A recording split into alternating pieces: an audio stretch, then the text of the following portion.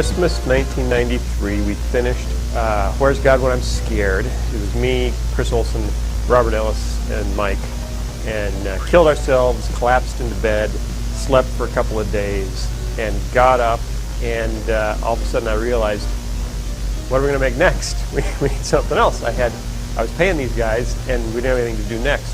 So I had written a puppet skit back in Bible college where I met Mike, called The Forgive-O-Matic. And I thought, okay, I've got this puppet skit, I'll just throw that into production. Say, here, make this. Gave that to Chris and Robert to make while I figure out, a longer story. And so we started making that, which ended up replacing the Silly Song. The very first episode had the Water Buffalo song. The second episode had The Forgive-O-Matic, which I thought, this is cool, we'll do something different, every time here, which turned out not to be what our fans wanted. But it gave them something to do. And then I sat down to write the next thing, and way back in the very beginning, before Where's God When I'm Scared, one of the ideas that we threw around was spoofing classic literature.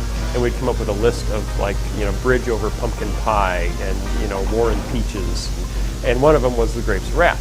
Phil and I went out to a restaurant, Thai restaurant, and actually, talked about what would the second segment be, and came up with this idea for Larry's Lagoon, sort of a Gilligan's Island spoof. Gilligan's Island isn't necessarily considered classic literature. I guess that's where we realized that we were both bigger fans of pop culture than we were of classic literature. And I guess that was probably kind of a turning point for VeggieTales, because we started out, all right, what's next? Grapes of Wrath. And then next is Gilligan's Island, and we never, although we made it back to classic literature with Madame Blueberry, which is based on Madame Bovary, and Hamlet. Well, just guess where you think my ships are. Oh, okay. To be. Not to be. Drat. And then Mike and I had a discussion because we decided that Larry was going to crash the boat because he was daydreaming, because he's a dreamer, he doesn't pay attention. And we were talking about, well, what's his daydream? What is Larry's daydream that gets him into trouble? And Mike's idea was that Larry daydreams that his nose floats off of his head and floats around him. And it distracts him. Yeah, see, I thought that was much more creative and original than, smashing icebergs. I don't know how that would have worked actually now in retrospect. It's probably better that he was an ice-breaking captain.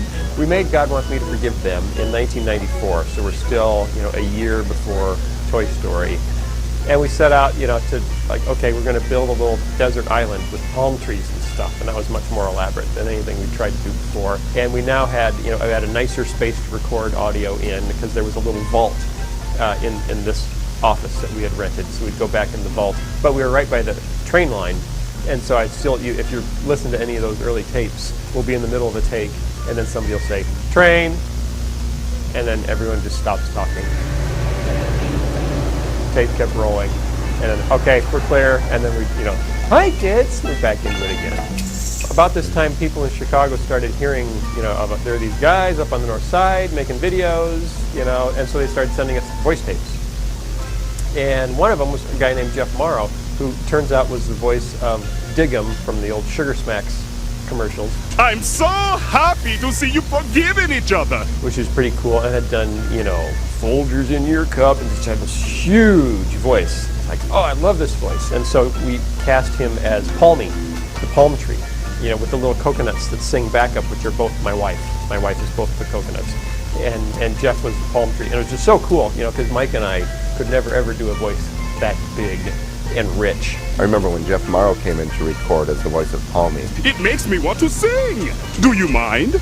And in one take, it's done. I'm like, now I see why there's professional voiceover talent, because they're really good at what they do. You know that in love we can forgive. It is the only way to live. God Wants Me to Forgive Them, show 2, that was so long ago. I didn't even have a computer then. We were just using a sequencer off one of my keyboards.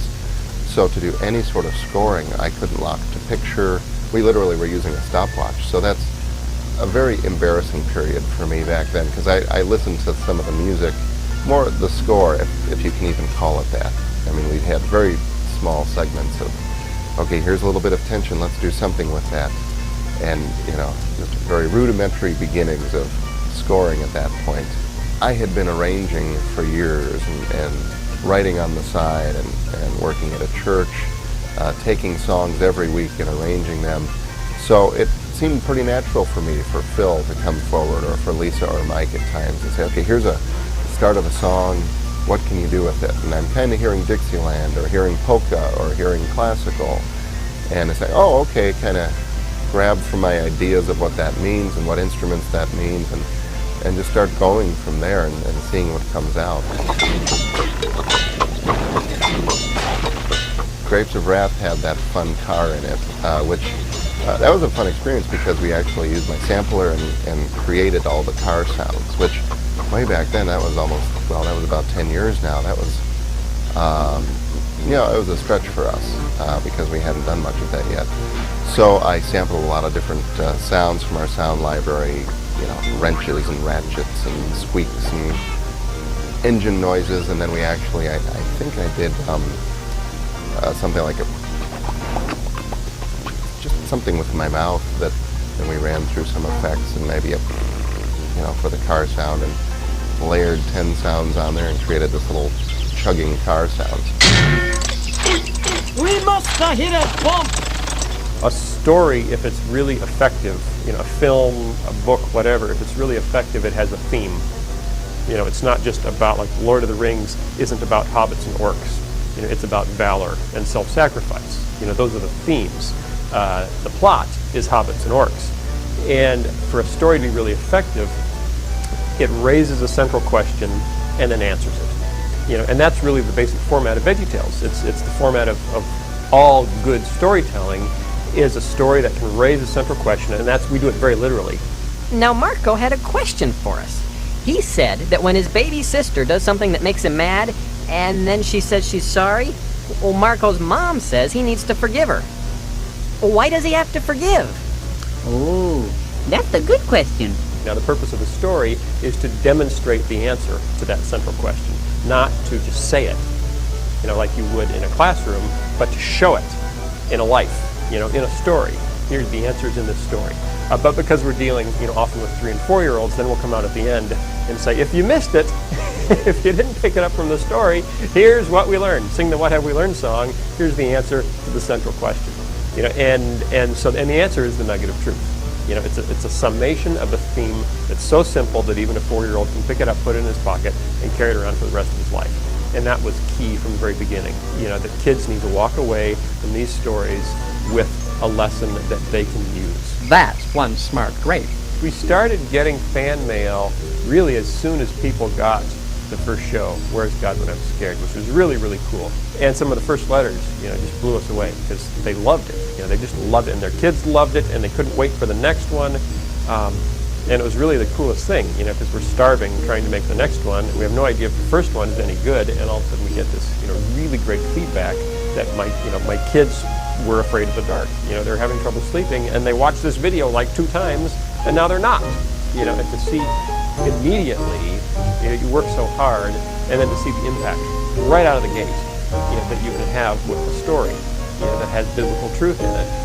Wow! All right, onward. That was a lot of fun. Oh, yeah.